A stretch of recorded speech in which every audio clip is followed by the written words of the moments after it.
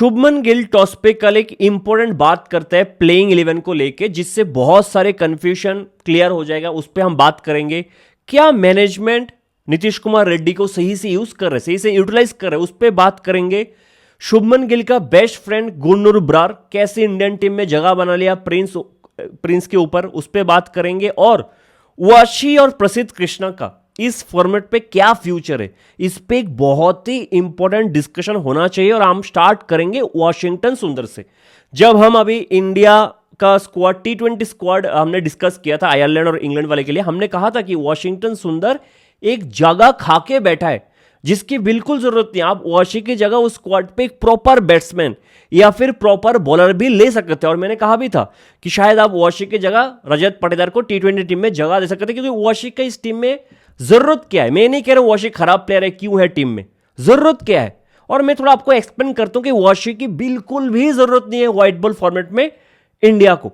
ठीक है, रिसेंटली मैं अश्विन का अभी वीडियो देख रहा था, टेस्ट मैच का एनालिसिस इंडिया वर्सेस अफगानिस्तान। उसमें अश्विन एक बहुत इंपॉर्टेंट और इंटरेस्टिंग पॉइंट कहा है कि वाशी का रोल क्या डिफाइंड है इंडियन टीम में, क्योंकि अश्विन को नहीं लगता है इंडियन टीम में वॉशिंगटन सुंदर is someone who is a batsman who can ball sometimes, but it should be reverse, है ना। वॉशिंगटन सुंदर वो प्लेयर है जो 10 ओवर बॉलिंग कर सकता है, उसके बाद अगर आपको बैट से चाहिए तो बैट से भी कंट्रीब्यूट कर सकता है। लेकिन इंडियन टीम में ऐसा लगता है कि वाशी बैट्समैन है जो थोड़ा बहुत बॉलिंग कर सकता है। और मैं आपको स्टैट्स के साथ ये चीज बहुत अच्छे से एक्सप्लेन करता हूं। पिछले 4 साल में वाशी ने कितना बॉलिंग किया है व्हाइट बॉल फॉर्मेट पे, स्पेशली ओडीआई फॉर्मेट पे। ठीक है, 2023 में वो 5 इनिंग्स पे बॉलिंग करते हैं। 5 ओडीआई इनिंग्स क्या हो गया, एक बॉलर 10 ओवर डालता है, 5 इनिंग्स मतलब 50 ओवर मैक्सिमम वो डाल सकता है। लेकिन उसने 2023 पे 50 ओवर के जगह सिर्फ 36 ओवर डाला है, 14 ओवर नहीं डाला है। ये 2023 की बात हुए। 2024 में 3 इनिंग्स खेला है, 3 इनिंग्स पे मैक्स आप 30 ओवर डाल सकते हो। वाशी ने 27 ओवर डाला है, ये ठीक ठाक है। ठीक है, ऑन एवरेज 9 ओवर डाल रहा है, इधर भी 30 ओवर का कोटा फिल नहीं किया। लेकिन 2025 से स्टैट्स इतना खराब है। 2025 में वॉशिंगटन सुंदर 6 इनिंग्स में बॉलिंग करता है ओडीआई में। 6 इनिंग्स मतलब एक इनिंग्स में 10 ओवर, 60 ओवर डालना चाहिए उसको, 60 ओवर्स। वो कितना ओवर डालता है 2025 में, सिर्फ 31 overs on average her match पे। 2025 के ओडीआई में वाशी ने सिर्फ 5 ओवर डाला है। 2026 में अभी तक 2 इनिंग्स पे बॉलिंग किया है। 2 इनिंग्स मतलब 20 ओवर वो डाल सकता था, कल के दिन चलो 20 ओवर नहीं डाल सकता था, 10 ओवर नहीं 5 ओवर का कोटा, फिर भी उसने 6 ओवर डाला है। मतलब ऑन एवरेज पिछले 4 साल में वॉशिंगटन सुंदर बॉल से 4 या 5 ओवर डालते हैं ओडीआई फॉर्मेट में। आप कैसे कहते हो कोई भी बॉलर ओडीआई फॉर्मेट में 10 ओवर की जगह अगर 4-5 ओवर ही डाल पाता है, इसको पार्ट टाइमर कहते हो, पार्ट टाइमर। और एक बैटिंग ऑलराउंडर कि 4-5 ओवर डाल के दे सकता हो, बैटिंग ऑलराउंडर भी उतना ओवर डालता नहीं है। तो फिर वाशी का इंपॉर्टेंस क्या है ओडीआई फॉर्मेट पे, मैं समझने की कोशिश कर रहा हूं। आपने उसको 1 ओवर दिया, वो 20 रन खा गया, आपको दूसरा ओवर देने की हिम्मत ही नहीं हुआ, हिम्मत ही नहीं हुआ। और आप एक बार सोच के देखो, हर्ष दुबे का कल पहला मैच था, उसने अपने डेब्यू मैच पे पहले ओवर पे 16 खाया, वो भी एक्सपेंसिव। लेकिन कैप्टन का भरोसा है, मैनेजमेंट का भरोसा है कि हर्ष दुबे से कंटिन्यू किया। लेकिन वाशी को 1 ओवर बॉल देने के बाद मतलब उम्मीद हार चुके कि नहीं वाशी को और बॉलिंग दे नहीं सकते। और ये लगातार चला वाशी के साथ। T20 वर्ल्ड कप में एक मैच खेला साउथ अफ्रीका के अगेंस्ट, लेफ्टी बोल के लेकर आया था, 2 ओवर डाला, फिर हिम्मत ही नहीं हुआ वाशी को तीसरा चौथा ओवर दे। ये हर बार का सीन है। और ऑन एवरेज 4 साल से वॉशिंगटन सुंदर ओडीआई फॉर्मेट पे अगर 4 या 5 ओवर डाल रहा है तो ये तो पार्ट टाइमर हो गया ना वॉशिंगटन सुंदर। और ये सब कॉन्टिनेंट में हाल है। T20 वर्ल्ड कप हमने घर में खेला है ना, हम अभी घर में खेल रहे बायलैटरल सीरीज। और ये जो भी अब से हम ओडीआई खेलेंगे वो 2027 का वर्ल्ड कप का प्रिपरेशन है। हम बायलैटरल सीरीज पे पान बाहर ट्रॉफी उठाने के लिए नहीं खेल रहे, हम अपने प्लेयर्स को ग्रूम कर रहे हैं, प्रिपेयर कर रहे हैं 2027 ओडीआई वर्ल्ड कप के हिसाब से, टीम बैलेंस ढूंढ रहे हैं। तो 2027 ODI world cup South Africa में होगा। अगर सब कॉन्टिनेंट में Washi as a part timer खेल रहा है, साउथ अफ्रीका में तो फिर एज ए प्योर बैट्समैन खेलेगा ना वो। क्या उसका जगह बनना भी चाहिए अगर वो सब कॉन्टिनेंट में 10 ओवर बॉलिंग करके नहीं दे सकता इस फॉर्मेट पे? क्वेश्चन है, आप खुद से पूछो। तो अगर Washington Sundar in ODI team, in T20 team as a proper batsman खेल रहे, फिर बैटिंग से परफॉर्मेंस क्या है? पिछले 13 ओडीआई इनिंग्स पे 160 रन बनाए वॉशिंगटन सुंदर ने, 13 इनिंग्स पे। एवरेज 20 से नीचे, स्ट्राइक रेट 80 से नीचे, नंबर 6 या 7 पे वो बैटिंग कर रहा है। तो क्या पूरे देश में अगर वॉशिंगटन सुंदर एज ए प्रॉपर बैट्समैन खेल रहे इस टीम में नंबर 6 या 7 पे, तो क्या पूरे देश में नंबर 6 या 7 पे वॉशिंगटन से बेटर प्रॉपर बैट्समैन आपको नहीं मिलेगा? आराम से मिल जाएगा, बहुत सारे हैं। तो फिर एक बैट्समैन स्क्वाड में ले लो ना आप। तो मुझे वॉशिंगटन सुंदर का इंपॉर्टेंस इधर से बिल्कुल भी समझ में नहीं आ रहा है कि वो किस हिसाब से, मतलब एक जगह फालतू का लेके बैठा है जो नहीं चाहिए। अच्छा प्लेयर है लेकिन आपको कॉन्फिडेंस नहीं है बॉल से, ना ही बैट से उतना कॉन्फिडेंस है, और ना ही बैट से वो इतना शानदार परफॉर्मेंस कर रहा है कि एज ए प्रॉपर बैट्समैन उसका जगह बनना चाहिए ओडीआई स्क्वाड में। मैं प्लेइंग 11 की भी बात नहीं कर रहा हूं, तो मेरे हिसाब से तो स्क्वाड में जगह बनना ही नहीं चाहिए वॉशिंगटन सुंदर का। मेरा T20 फॉर्मेट के लिए भी मैंने यही कहा है, ठीक है। तो ये चीज नोटिस करना चाहिए आपको, ठीक है। दूसरा मैं नीतीश पे आता हूं, क्योंकि अगर कल के दिन नीतीश खराब बॉलिंग करता तो आप तो फंस चुके थे बहुत गंदे तरीके से। ये जो 194 का स्कोर देख रहे हो शायद 220 230 तक हो जाता आपका।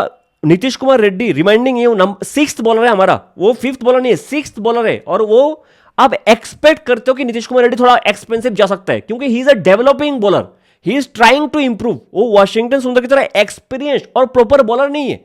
तो कल के दिन आपका टॉप 5 में प्रसिद्ध मार खा गया, वाशी मार खा गया, हर्ष दुबे ऑलरेडी एक्सपेंसिव चल रहा है, वाशी को दूसरा ओवर देने के लिए आपके पास हिम्मत नहीं है।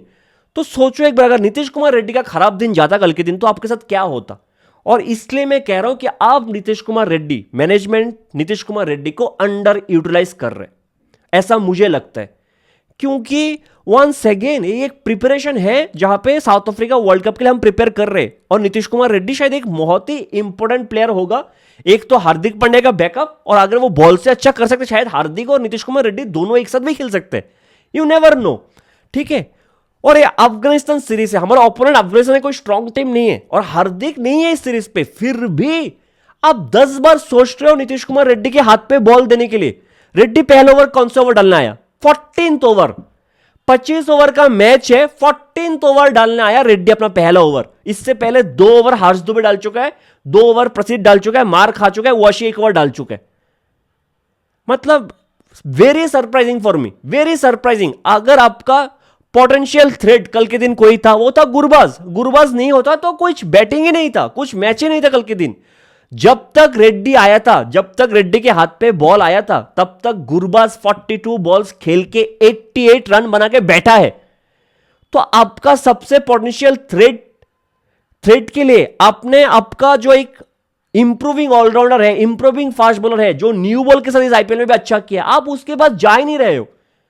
तो क्या as a captain, as a management आपका जिम्मेदारी नहीं है कि आप रेड्डी को अभी से कॉन्फिडेंस दो? अगर हम कॉन्फिडेंस नहीं होंगे एज ए मैनेजमेंट तो रेड्डी खुद से कैसे ग्रो करेगा?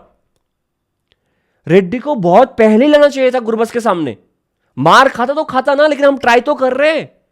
All I am saying is हम रेड्डी को ग्रूम कर रहे हैं, हम उसको कॉन्फिडेंस देंगे, हम उसको बेटर बॉलर बनाने की कोशिश करेंगे। डर डर के करेंगे तो कहां से बनेगा वो बॉलर? ऐसे प्लेयर नहीं बन सकता ना कोई। जब तक वो आया 88 रन पे गुरबाज बैठा था, और पहला ओवर अगर आप रेड्डी का नोटिस करो, पहली बॉल पे छक्का खाया था। Beautiful shot, has to be the shot of the day. और मतलब शायद गुरबाज पे कोहली का सोल आ गया था। मैं डेजावू मोमेंट था मेरे लिए। अगर आप 2024 धर्मशाला आरसीबी वर्सेस पंजाब का मैच था, एक मीडियम पेसर आता है कोहली के सामने, फर्स्ट बॉल डालता है उस ओवर का, जो नीतीश कुमार रेड्डी फर्स्ट बॉल डालता है, एक राइटी बैट्समैन टॉप ऑर्डर का ओपनिंग करना आया था। विराट कोहली क्या करता है? विद्वत कवरप्पा, अगर आपको याद है, विद्वत कवरप्पा को स्ट्रेट ड्राइव पे छक्का मारता है, सेम शॉट लगाया कल गुरबाज ने, ठीक है। वो बॉल अच्छा था रेड्डी का, उस ओवर में 12 रन। उसके बाद उसके हर ओवर देख लो बेहतरीन बॉलिंग की है, और 2 इंपोर्टेंट विकेट भी लेके गए। तो थोड़ा ट्रस्ट दिखाओ यार, ऐसा नहीं हो सकता कि 25 ओवर के मैच पे भी आप रेड्डी को 14th ओवर दे रहे हो, है ना, वो जहां पे आपका एक सबसे पोटेंशियल थ्रेट बैट्समैन 88 बना के बैठा है। थोड़ा सा ट्रस्ट दिखाओ, मैं यही कहना चाहूंगा रेड्डी को लेके, ठीक है। अब थोड़ा सा स्टार्ट करते, मैंने आपको वाशी का और रेड्डी का आपको बोल दिया, थोड़ा सा स्टार्ट करते। 25 ओवर का मैच था, गिल टॉस पे क्या कहते हैं? बहुत लोगों को ये मिसकंसेप्शन है, क्योंकि 25 ओवर का मैच था इसलिए 20 ओवर का मैच कंसीडर करके शायद प्लेइंग 11 में चेंज किया गया। इसके लिए शायद हर्ष दुबे आ गए, इसके लिए शायद गुरनुरबरा आ गया। अगर 50 ओवर का मैच होता तो शायद कुछ अलग प्लेइंग 11 होता। अब बिल्कुल ही गलत हो। गिल ने टॉस पे साफ साफ कह दिया कि मुझे पता है 25 ओवर का मैच है, लेकिन हमारा प्लेइंग 11 अनचेंज्ड है। ये बोलने की जरूरत नहीं था। इसका मतलब क्या है कि अगर 50 ओवर का भी मैच होता यही प्लेइंग 11 होता, और 25 ओवर का मैच है फिर भी प्लेइंग 11 अनचेंज्ड है, मतलब गुरनूर ब्रार और हर्ष दुबे फर्स्ट चॉइस था कल के दिन। हर्ष दुबे का सिलेक्शन मुझे लगता है इसलिए हुआ है प्लेइंग 11 में कि नंबर 8 तक बैटिंग चाहिए था इंडिया को, और गंभीर इरा पे हम हर फॉर्मेट पे देखते हैं कि 8 तक बैटिंग चाहिए, ठीक है। और एक भी है कि अभी अगर हर्ष दुबे को मौका नहीं दोगे तो फिर कब दोगे, क्योंकि अक्षर पटेल, जडेजा, हर्ष दुबे, उवाशी, चारों में से शायद मुझे तो लगता है कि एक ही को जाना चाहिए 2027 ओडीआई वर्ल्ड कप में, ठीक है। वो कौन होगा, अगर आपसे अब हर्ष दुबे को एनफ मैचेस नहीं दोगे तो आपको कैसे पता लगेगा, ठीक है। कुलदीप के बारे में हम बाद में देख लेंगे क्या होता है, definitely one of the best white ball spin bowler, ठीक है, उस पर ज्यादा बात नहीं करते। गुरनूर ब्रार, सब ये कह रहे हैं कि शुभमन गिल के बचपन के दोस्त है, पंजाब के लिए साथ खेलता है, आईपीएल में सेम टीम में है, तो इसलिए गुरनूर ब्रार को मौका मिल गया। मैं थोड़ा सा आपको समझाता हूं कि Gurnoor Brar, CSK, Chepauk, Morny Morkel कैसे लिंक्ड है। 2024 शायद सितंबर 14 या 15 वो डेट था, बांग्लादेश आया था इंडिया में टेस्ट मैच खेलने, चेपॉक में पहला टेस्ट मैच था 2024 सितंबर 19 को फर्स्ट टेस्ट था। 14-15 के अराउंडिंग 14-15 के अराउंड गुरनूर ब्रार को कॉल किया गया, इंडियन क्रिकेट बोर्ड ने कॉल किया कि कहा कि तू चेपॉक आ जा as a net bowler. Gurnoor Brar आता है और पहला दिन नेट सेशन पे क्या होता है मैं आपको कहता हूं। एक नेट पे रोहित शर्मा रहता है, दूसरे नेट पे विराट कोहली रहते हैं। पहले रोहित शर्मा से गुरनूर ब्रार स्टार्ट करता है अपना बॉलिंग। एक नेट के सामने गौतम गंभीर खड़ा होता है, दूसरे नेट के सामने मॉर्नी मॉर्केल खड़ा होता है। I am exactly not sure कि रोहित शर्मा के सामने गंभीर था या फिर विराट कोहली के सामने मॉर्नी मॉर्केल था, इसमें आई एम नॉट श्योर कौन कहां पे खड़ा था, लेकिन एक नेट के सामने गंभीर था, एक नेट के सामने मॉर्नी मॉर्केल था, एक नेट पे रोहित, एक नेट पे विराट कोहली। पहले रोहित को 30 मिनट गुरनूर ब्रार ने बॉलिंग किया रेड बॉल से, फिर विराट और शुभमन गिल को 30 मिनट बॉलिंग किया। अपैरेंटली मॉर्नी मॉर्केल वो पहला इंसान है जो सबसे ज्यादा इंप्रेस्ड हुआ था गुरनूर ब्रार को देख के, और गंभीर को कहा गया ये बॉलर हमें साउथ अफ्रीका में चाहिए होगा, ये बॉलर हमें साउथ अफ्रीका में चाहिए होगा। तो गौतम गंभीर ने सिलेक्टर्स को कन्विंस किया, क्योंकि गुरनूर ब्रार तब तक 2024 सितंबर तक बहुत ही कम इनएक्सपीरियंस्ड लिस्ट का उसके पास ये था, और इनफैक्ट फर्स्ट क्लास क्रिकेट भी बहुत कम खेला था। लेकिन गंभीर ने सिलेक्टर्स को कहा कि हमें इसको फर्स्ट ट्रैक करना चाहिए, और सितंबर में वो चीज एज ए नेट बॉलर वो खेला। नवंबर में इंडिया ए टीम में पहली बार गुरनूर ब्रार का नाम आ गया था, बहुत ही कम एक्सपीरियंस के साथ। नवंबर में शायद इंडिया ए ऑस्ट्रेलिया ए जा रहा था टेस्ट मैच खेलने, उधर 2 इनिंग्स पे, if I am not wrong, 2 innings या 2 मैच पे गुरनूर ब्रार ने 8 विकेट लिया था ऑस्ट्रेलिया में, and he was highly impressive. तो गुरनूर ब्रार के परफॉर्मेंस को मॉर्नी मॉर्केल ने बहुत ही क्लोजली देखा है। विराट, रोहित और शुभमन गिल को ऑलमोस्ट 1 घंटा बॉलिंग किया है, और उसके बाद सिलेक्टर्स को कन्विंस किया गया कि इसको थोड़ा फास्ट ट्रैक करते हैं हम 2027 ओडीआई वर्ल्ड कप के पर्सपेक्टिव से। और किस्सा उधर ही खत्म नहीं होता, जब 2024 में गुरनूर ब्रार चेपॉक पे आता है, थोड़ा लंबा टाइम बीता है वो चेपॉक पे। चेपॉक के कहीं कोई भी ग्राउंड पे, अगर अहमदाबाद मान लो, वानखेड़े मान लो, तो उधर का जो बोर्ड होता है, Maharashtra cricket board, Chennai cricket board, वो लोग ग्राउंड पे अपने टॉप मेंबर्स को रखते हैं, कुछ लोकल कोचेस होते हैं ग्राउंड में हेल्प करने के लिए इंडियन टीम को, ठीक है। उधर चेन्नई सीएसके के पास कॉल गया कि Gurnoor Brar is highly impressive, जो चेपॉक के पिच में अच्छा कर सकता है। बताओ, गुरनूर ब्रार जब 2025 वाले ऑक्शन पे आया था, सबसे पहला बिडिंग किसने किया था? चेन्नई, 30 लाख, मुझे अभी भी याद है। और गुरनूर ब्रार 1.3 करोड़ में जीटी ने लिया था, लास्ट बिडिंग भी चेन्नई का था 1.2 करोड़। तो सिर्फ गुजरात और चेन्नई के बीच ही फाइट हुआ था गुरनूर ब्रार को लेके, और चेन्नई ने इसलिए फाइट किया क्योंकि उन्होंने चेपॉक में गुरनूर ब्रार को देख लिया था। तो अगर आपको लगता है सिर्फ इस बेसिस पे गुरनूर ब्रार का सिलेक्शन हो गया प्लेइंग 11 में कि वो शुभमन गिल का दोस्त है, हो सकता है एक फैक्टर है, एक सॉफ्ट कॉर्नर हो सकता है, जीटी में देखा है, कुछ भी हो सकता है, बट और भी बहुत सारे फैक्टर्स है जिसकी वजह से गुरनूर ब्रार स्क्वाड में है, जिसकी वजह से गुरनूर ब्रार प्लेइंग 11 में खेल रहा है, ठीक है। मैं फिर से कह रहा हूं, कितना 16, 17, 18 ओडीआई बचा है ओडीआई वर्ल्ड कप से पहले। इससे पहले आप चाहोगे सबको एक मौका मिले, एटलीस्ट प्रूव कर पाए अपना टैलेंट, और फिर आप देख सकते हो कि कौन से बेस्ट प्लेयर है, ठीक है। तो ये हो गया गुरनूर ब्रार का। अगर शायद 2027 ओडीआई वर्ल्ड कप इंग्लैंड में होता तो शायद प्रिंस यादव का डेब्यू पहले हो जाता। और मैं ये नहीं कह रहा हूँ, मैं आपको पता है huge fan of Prince Yadav, है ना। मैं तो कह रहा था कि उसको ऑरेंज कैप भी मिलना चाहिए, और मैं मेरे से ज़्यादा खुश तो कोई नहीं होगा, है ना, अगर प्रिंस यादव को मौका मिलता। लेकिन एक सिलेक्शन प्रोसेस चल रहा है, प्लेयर्स को बनाने का प्रोसेस चल रहा है, एक प्रिपरेशन है 2027 ओडीआई वर्ल्ड कप को लेके, जहां पे गुरनूर ब्रार थोड़ा आगे चल रहा है हाइट की वजह से, और जिस हिसाब का वो बॉलर है, 3 बॉलर है, गुरनूर ब्रार, प्रसिद्ध कृष्णा और हर्षित राणा, 6 फीट के ऊपर हार्ड लेंथ के बॉलर जिनके शोल्डर पे दम है, हार्ड लेंथ पे बॉलिंग कर सकते, साउथ अफ्रीका में चाहिए होगा। इसमें इन 3 में से एक का तो ऑलमोस्ट कंफर्म्ड है ओडीआई वर्ल्ड कप, वो है Harshit Rana, hard length bowler plus batting भी कर सकता है, इसको मैं कंफर्म मान के चल रहा हूं। अब टॉस अप होगा गुरनूर और प्रसिद्ध के बीच कि कौन एक स्क्वाड में रहेगा। तीनों के तीनों तो as a net bowler squad के साथ ट्रेवल करेगा ही करेगा, ये तो कंफर्म्ड है। लेकिन गुरनूर और प्रसिद्ध में टॉस अप होगा कि कौन मेन स्क्वाड में रहेगा। अब इधर से हम गुरनूर और प्रसिद्ध को थोड़ा सा कंपेयर करते, एक ही मैच के बेसिस पे क्या ही कंपैरिजन करना, लेकिन करते। प्रसिद्ध कृष्णा का मेरे समझ से बाहर है। इस आईपीएल से मैं देख रहा हूं कि फील्डर ले लेता है शॉर्ट बॉल के लिए और सीधा आके पहला ही बॉल स्लॉट पर डालता है, मिड ऑफ ऊपर शॉर्ट बॉल डालेगा, मिड ऑफ के ऊपर से चौका छक्का खा जाता है। दूसरे ओवर पे जब आया, थर्ड मैन को ऊपर बुला लिया, ठीक है, तो मुझे लगा शायद बॉडी लाइन पे शॉर्ट बॉल डालेगा या फिर यॉर्कर डालेगा, स्लॉट पर डालेगा, कुछ करेगा। थर्ड मैन को ऊपर बुला के आउटसाइड ऑफ रूम देके शॉर्ट बॉल डालते हैं, अपर कट में चौका खा जाता है। और प्रसिद्ध कृष्ण, थोड़ा और मैं बात करता हूं प्रसिद्ध कृष्ण के बारे में, एक हो गया कि back of the length approach, और अगर वो काम नहीं करता फिर प्रसिद्ध के जो सामने के बॉल होता है वो सीधा स्लॉट पे गिरता है। तो 2 ही बॉल हो गया, एक स्लॉट पे सीधा या फिर शॉर्ट बॉल, उसके आगे पीछे कुछ नहीं है ना। अगर मैं गुरनूर का कंपेयर करूं, पहले ही बॉल वो अपने स्ट्रेंथ पे नहीं गया। गुरनूर का भी स्ट्रेंथ है हार्ड बॉल डालना, शॉर्ट बॉल डालना। पहले बॉल वो क्या डाला, एवे स्विंगर, गुरबाज को डाला था पहले ही बॉल एवे स्विंगर, और उसने वेरिएशंस दिखाया है। मैं मानता हूं उसके पास इन स्विंगर नहीं है, राइट हैंडेड बैट्समैन के लिए उसके पास इन स्विंगर नहीं है। जितने भी बॉल अंदर आए एंगल करके सीधा आया अंदर, ठीक है। एवे स्विंगर बहुत चल रहा है, मतलब राइटी के लिए बहुत सारे बॉल बाहर लेके गए और लेफ्टी के लिए बहुत सारे बॉल अंदर लेके आया। इनफैक्ट जिस सेदिक का जो विकेट आया था वो भी अंदर ही आया था, if I am not wrong, नहीं कोई तो एक कॉल पे वो एलबीडब्ल्यू बच गया था जो अंदर ही आया था। तो एवे स्विंगर है राइटी के लिए, ठीक है, इन स्विंगर नहीं है, शॉर्ट बॉल डालता है और यॉर्कर भी अच्छा खासा डाल लेता है। हाई 140s में बॉलिंग कर रहे हैं, 148 149 टच कर रहे हैं, ठीक है। तो गुरनूर लुक्ड बेटर अगर आप कंपेयर करोगे कि एक्सपीरियंस्ड प्रसिद्ध कृष्णा के साथ, है ना, जहां के दोनों का बॉलिंग स्ट्रेंथ सेम है। लेकिन गुरनूर ने न्यू बॉल से नहीं किया कि मैं हार्ड बॉल डाल देता हूं। गुरनूर ने शुरू में मूवमेंट ढूंढा है, अच्छे लेंथ पे बॉलिंग कर और बीच बीच में शॉर्ट बॉल डाला है, एंड में आके यॉर्कर की कोशिश किया, हार्ड लेंथ डाला है। तो सब ट्राई कर रहे हैं, जहां पे प्रसिद्ध ने माइंड बना लिया कि मैं बैक ऑफ द लेंथ ही करूंगा, ठीक है। तो प्रसिद्ध का फ्यूचर भी थोड़ा बहुत ये है, क्योंकि बहुत टाइम हो गए यार एक मैच के बेसिस पे जस्टिफाई करना, 2 मैच की परफॉर्मेंस के बेसिस पे जस्टिफाई करना। प्रसिद्ध को इधर से बेटर करना पड़ेगा एज एन एक्सपीरियंस बॉलर। अब क्या एग्जांपल लीड कर रहे हो, आई रियली डोंट नो, ठीक है। लेकिन प्रसिद्ध और गुरनूर पे टॉस अप तो होगा कि कौन एक कंफर्म जगह बनाएगा ओडीआई वर्ल्ड कप में, और दूसरा शायद as a net bowler travel करेगा, ठीक है। अब थोड़ा सा हर्ष दुबे के बारे में बात करता हूं, है ना।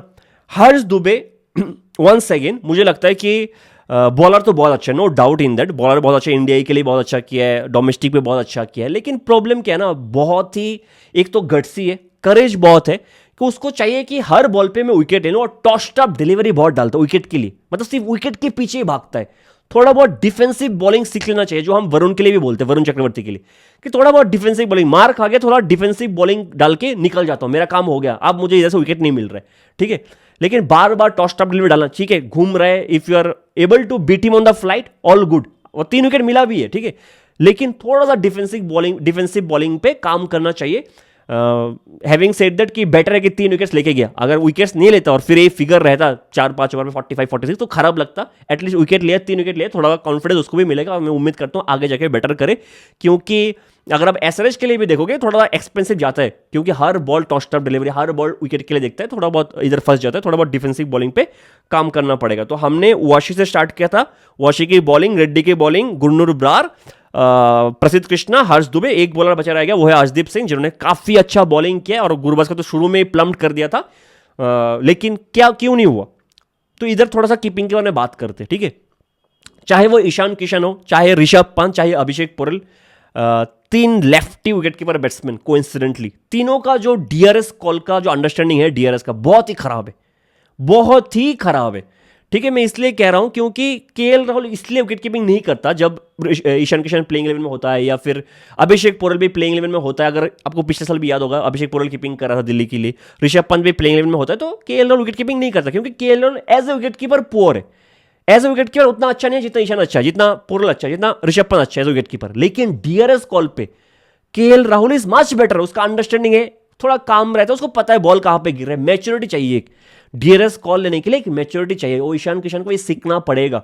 और सिर्फ मैं कल की मैच के बेसिस पे बात नहीं कर रहा हूं, मैंने डोमेस्टिक पे देखा है, मैंने आईपीएल पे देखा है, ईशान किशन डीआरएस में थोड़ा सा आप कह सकते हो नॉन सीरियस रहता है, थोड़ा सा नॉटी बिहेवियर है उसका, थोड़ा सा इस पे सीरियस होना चाहिए, थोड़ा सा बेटर कॉल लेना चाहिए।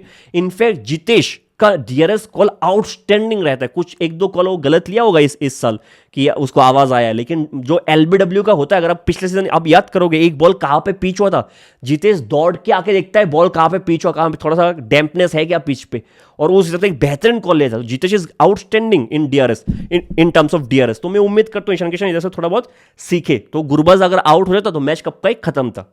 इधर से हम थोड़ा अफगानिस्तान पे बात करते और करना जरूरी भी है। अब ये देखो अफगानिस्तान कहां पे अच्छा करता है, ठीक है। 2023 ओडीआई वर्ल्ड कप में अच्छा किया था जहां पे इंडिया में मैच चल रहा था। 2024 टी20 वर्ल्ड कप में अच्छा किया था जहां पे वेस्ट इंडीज में एक एक हाथ बॉल टर्न हो रहा था। 2025 चैंपियंस ट्रॉफी में ठीक ठाक किया, वन सेकंड सब कॉन्टिनेंट पे जो इंग्लैंड को हराया, स्पिन फ्रेंडली वो पिच था और स्पिन की बेसिस पे वो लोग अच्छा कर रहे थे, ठीक है। तो 2027 ओडीआई वर्ल्ड कप कहां पे, साउथ अफ्रीका पे। क्या इस हिसाब से आप टीम को बिल्ड कर रहे हो एज अफगानिस्तानी प्लेयर? बिल्कुल नहीं, बिल्कुल नहीं कर रहे हो, ठीक है। आप कोई क्या आपको अच्छा पेसर अभी नजर आ रहा है? बिल्कुल नहीं नजर आ रहा है। एक उमर जय को साइड पे रखता है, he is an experience player now. आप न्यू पेसर ढूंढने की कोशिश नहीं कर रहे हो, वो मुझे नजर नहीं आ रहा है कि आप प्रिपेयर कर रहे हो वर्ल्ड कप को नजर पे रखते हुए। दूसरा चीज, अफगानिस्तान का आप कोई भी मैच उठा लो जहां पे उन्होंने अच्छा किया व्हाइट बॉल फॉर्मेट में, तीन ही बैट्समैन का परफॉर्मेंस देखोगे, एक गुरबाज, दूसरा जादरान जो उसका ओपनिंग पार्टनर है, और तीसरा उमर जय। बाकी मिडिल ऑर्डर फिनिशर कोई परफॉर्म करता ही नहीं है। 2024 टी20 world cup Gurbaz highest scorer, शायद टूर्नामेंट का हाईएस्ट स्कोरर। 2026 टी20 world cup Gurbaz once again, या फिर उमर जय अच्छा करते हैं, 2023 ओडीआई वर्ल्ड कप ले लो, या फिर जादरान। और कोई बैट्समैन का परफॉर्मेंस है ही नहीं। आज के दिन मोहम्मद नबी सॉलिटो से बहुत रेस्पेक्ट है जिस हिसाब से उन्होंने कंट्रीब्यूट किया है जहां पे अफगानिस्तान क्रिकेट को लेके गया, लेकिन आज के दिन नबी इस फॉर्मेट पे सिर्फ स्लॉगिंग करते हैं, सिर्फ ब्लाइंड स्लॉगिंग करते हैं। राशिद खान कल का अगर आप बैटिंग देखोगे, 13 बॉल वो खेला है जिसमें 8-9 बॉल पे उसने सिर्फ एक ही शॉट ट्राई किया, स्नेक शॉट। मतलब कहीं भी बॉलिंग करो एक स्नेक शॉट ही है, और कुछ मारने की कोशिश भी नहीं कर रहे, कुछ और शॉट भी खेलने मेरे भाई, ठीक है। तो गुरबाज को थैंक्स इसलिए, अगर गुरबाज का इनिंग्स होता नहीं ये मैच देखने लायक नहीं होता, क्योंकि अगर इंडिया ऐसे ओपनर के साथ खेल रहा है और सेकंड इनिंग्स पे बैटिंग आ रहा है तो फर्स्ट इनिंग्स देखना मतलब इम्पॉसिबल हो जाता है अगर अच्छा क्रिकेट ओपोनेंट खेल नहीं रहा है तो, ठीक है। तो गुरबाज ने एक तो मैच देखने लायक बना दिया। फिर शुरू के 3 ओवर मुझे लगता है थोड़ा स्मार्ट बैटिंग कर सकता था। शुरू के 3 ओवर में अंधाधुंध बैटिंग करने की कोशिश किया दोनों एंड से, है ना, कि अरे 20 ओवर का मैच है नहीं कि नहीं, अंडर कवर था पिच, थोड़ा सा देख लेते 2-3 ओवर, है ना, उसके बाद आराम से करेंगे। लेकिन उसके बाद गुरबाज ने जो बैटिंग किया, आउटस्टैंडिंग बैटिंग, 48 बॉल पे सेंचुरी मारना इंडिया के खिलाफ, है ना। चाहे आप कहते तो 25 ओवर का मैच था, 20 ओवर के हिसाब से ले लिया, मुश्किल होता है, अच्छे से अच्छे दिन आप कर नहीं पाओगे, ठीक है। आपके सामने किनिया जिम्बाब्वे भी आ जाएगा फिर भी आप कर नहीं पाओगे। तो इस हिसाब से गुरबाज ने कुछ बेहतरीन शॉट खेला, काफी अच्छा बैटिंग किया, आई मीन मजा आ गया देख के, टू बी वेरी ऑनेस्ट। और अच्छा बैट्समैन गुरबाज हमेशा से रहा है, ठीक है। टी20 वर्ल्ड कप में कुछ शानदार इनिंग्स था उसका, ठीक है। और 25 ओवर पे 194 कम नहीं होता है इंडिया के अगेंस्ट स्पेशली, ठीक है। और वंस अगेन गुरबाज आउट तो मैच खत्म था। 194, अगर इधर से भी अगर अफगानिस्तान को मैच बनाना था तो शुरू में पावर प्ले में 2 या फिर 3 विकेट चाहिए था, ठीक है। अब अगर मैं कहूँ रोहित शर्मा अगर ओपनिंग करना आया, थोड़ा टाइम बाद आया ओपनिंग इंटरनेशनल क्रिकेट खेलने, है ना। आप रोहित शर्मा को कैसे बॉलिंग करोगे? ये पिच अंडर कवर बहुत लंबे टाइम तक था, बारिश बहुत हुआ, धर्मशाला में ऐसे भी हमने देखा स्विंग होता है बॉल। आप रोहित शर्मा को 4th-5th स्टंप पे बॉल डाल के लेंथ पे डाल के थोड़ा बॉल दूर, मतलब एवे स्विंगर ढूंढोगे ना, आप फ्रंट फुट पे ड्राइव करने की कोशिश करोगे। रोहित शर्मा का इनिंग्स जाके देखो, 3 बाउंड्री मारा है जिसमें 2 बाउंड्री शॉर्ट बॉल पे आए, जो मतलब one of the best, probably the best player of short ball. अब उसको शॉर्ट बॉल डाले जा रहे हो यार, मतलब मेरे समझ से बाहर है ना। प्रेशर डालने के मुझे तो नजर नहीं आया कि आप कहीं से भी प्रेशर डालो रोहित शर्मा पे, ठीक है। फिर और एक डिजावू मोमेंट हो जाता है, रोहित शर्मा धर्मशाला के इसी ग्राउंड पे सेम ओपोनेंट टीम अफगानिस्तान के सामने, वन साइड नॉन स्ट्राइकर पे शुभमन गिल, फिर से उस दिन मिड ऑफ पे मारा था, कल मिड ऑन की दिशा पे मारा है, यस, और रन आउट, और एक डिजेबू मोमेंट गुरबख्श के छक्के की बात। आई मीन कल के दिन एटलीस्ट शुभमन गिल का गलती नहीं था, इफ यू आई मीन अगर आपने सही से देखा होगा, क्योंकि एक तो फील्डर के हाथ आप रन भाग के दौड़ आप भाग गए फील्डर के हाथ मार के, अगर नॉन स्ट्राइकर पे भी थ्रो आता तो भी रोहित शर्मा आउट हो जाता अगर गजनफर बॉल पकड़ लेता, या फिर शुभमन गिल आउट हो जाता, दो में से तो एक तो आउट होता ही होता। दूसरा, शुभमन गिल को पूरे तरीके से गजनफर ने ब्लॉक कर दिया था, वो भाग ही नहीं सकता था, उसको पूरे तरीके, एक तो वो बॉल वॉचिंग कर रहा था, फिर भी उसको ब्लॉक किया, पूरे तरीके से ब्लॉक कर दिया गजनफर ने। तीसरा, थ्रो करेक्ट एंड पे चला गया और अच्छा हाइट पे चला गया, ठीक है, जो खराब हो सकता तो सब हो गया, और Rohit Sharma unfortunately run out हो गया। उसके ऊपर बेचारे को पहले ही भी हाथ पे बॉल, उंगली पे इतना जोर से बॉल लगा था, ठीक है। मुझे लगता है कि ज्यादा ही प्रेशर हम रोहित शर्मा बना रहे हैं आउटसाइड से। अब मुझे ड्रेसिंग रूम में प्रेशर है कि नहीं रोहित शर्मा के ऊपर वो मुझे नहीं पता है, लेकिन आउटसाइड पे ज्यादा ही प्रेशर हम रोहित शर्मा बना रहे हैं, ठीक है। ये आईपीएल नहीं है, ये इंटरनेशनल क्रिकेट चल रहा है, जहां पे रोहित शर्मा इस फॉर्मेट का one of the best batsman है, वन ऑफ द बेस्ट। अगर आप ओवरऑल क्रिकेट को कंसिडर करो, इस इरा का, इस जनरेशन का नहीं, one of the best batsman overall cricket को कंपेयर करते हुए, ठीक है। ज्यादा ही प्रेशर बना रहे हैं मुझे, मेरे हिसाब से थोड़ा टाइम दे दो, देखते हैं। क्या कहा जाता है कि फिटनेस नहीं है, फिटनेस नहीं है, बात यह है कि रोहित शर्मा फिट होकर वापस आ चुके हैं। हार्दिक पांड्या है ना, वो अभी भी बैठे है, तो आप देख लो कितना फिट कौन है, ठीक है। तो फिटनेस पे मैं सवाल नहीं करता, अगर परफॉर्मेंस है आप खेल सकते हो, और बहुत सारे ओडीआई में बस यही कह रहा हूँ, खेलने दो उनकी मर्जी से, है ना। अगर नहीं हो रहा है तो हम देख लेंगे सब कोई, अगर हो रहा है तो ठीक है ना, इतना प्रेशर, आउटसाइड प्रेशर नहीं बनना चाहिए मेरे हिसाब से। दूसरा, उसका इस बैटिंग पे कुछ था ही नहीं Shubman Gill made it look very easy. उसका जो कैच था वो शायद पकड़ लेना चाहिए था, अगर आपके हाथ पे ग्लव्स है तो ऐसे कैचेस मुझे मेरे लिए तो इजी होना चाहिए, अगर आपके हाथ पे ग्लव्स है वो पकड़ लेना चाहिए। बार बार डिकॉक हो, बटलर हो, ईशान किशन हो, और भी मेजोरिटी ऑफ द कीपर्स ये सब कैचेस आज के दिन पीछे भाग के पकड़ लेते हैं, ठीक है। फिल सॉल्ट हो, जितेश शर्मा हो, तो आपको पकड़ लेना चाहिए था वो कैच। शायद कुछ हो सकता था मैच पे, लेकिन उसके बाद ईशान किशन ने आके केमियो खेल दिया, बाद में आके केएल राहुल ने केमियो खेल दिया, और शुभमन गिल भी बहुत अच्छी बैटिंग करके गए। एक आसान सा चेस था इंडिया के लिए। इससे ज़्यादा मुझे लगता है इस मैच के बारे में ज़्यादा बात होना चाहिए। ओवरऑल मुझे समझना चाहिए था कि रेड्डी का बेटर यूज़ होना चाहिए। वॉशी क्या कर रहा है मेरे समझ से बाहर है, ठीक है। आप उसकी जगह एक प्रॉपर बॉलर, एक प्रॉपर बैट्समैन कभी भी टीम में ले सकते हो, और अगर ले रहे हो तो दोनों 10 ओवर बॉलिंग क्यों नहीं दे रहे हो। और फिर अगर नंबर 6-7 का बैट्समैन है तो एक प्रॉपर बैट्समैन फिनिशर ले लो यार। इंडियन टीम में बहुत सारे बैट्समैन पड़े, प्रसिद्ध कृष्णा वंस अगेन, थोड़ा बहुत मतलब आप उम्मीद करते हो एज के साथ साथ कि एज आप बॉलर, एज ए बॉलर आप बेटर करोगे, लेकिन वो दिखाई नहीं दे रहा है मुझे, ठीक है। तो गुरनूर वॉज हाईली इंप्रेसिव मेरे हिसाब से, देखते आगे जाके क्या करता है। और प्रिंस को एटलीस्ट एक मैच दे दो, मैं नहीं कह रहा हूँ कि दो ही मत, एक मैच तो देना बनता ही बनता है। ओवरऑल इस मैच पे और कुछ बोलने लायक है नहीं मेरे हिसाब से। एक प्लेयर के बारे में थोड़ा सा बात करूंगा कि ओजस्वा यादव एक प्लेयर है उज्जैन फल्कन से, एमपी T20 में। आई डोंट नो कि अगर मैं उसका नाम सही से प्रोनाउंस कर रहा हूँ कि नहीं। Ojaswa Yadav left handed batsman, middle order पे आता है। 4-5 इनिंग्स मैंने उसको लाइव देखा है, मुझे तो बेहतरीन लगा है। मतलब अगर आईपीएल में कोई टीम एक मिडिल ऑर्डर या फिर lower middle order power hitter ढूंढ रहे, then that guy can be Ojaswa Yadav. मुझे अभी तक जितने भी बैट्समैन को मैंने देखा है, बड़े बैट्समैन छोड़ देते हैं, रजत पाटीदार को छोड़ देते हैं, थोड़ा बहुत माधव तिवारी को साइड में रखते हैं, वेंकटेश्वर को साइड में रखते हैं, आशुतोष को साइड में रखते हैं, उनको साइड में रख के एक बैट्समैन जो मुझे सबसे इंप्रेसिव लगा है अभी तक कि ये फिक्स हो सकता है आईपीएल में, वो है ओजस्वा यादव। थोड़ा सा नजर रखो, अभी भी बहुत सारे मैचेस बाकी है। बैट्समैन खास है, पेसर को जिस हिसाब से डाउन द ग्राउंड छक्का मारते हैं, बैट्समैन खास है। मिलते हैं अगले वीडियो में, तब तक के लिए जय हिंद।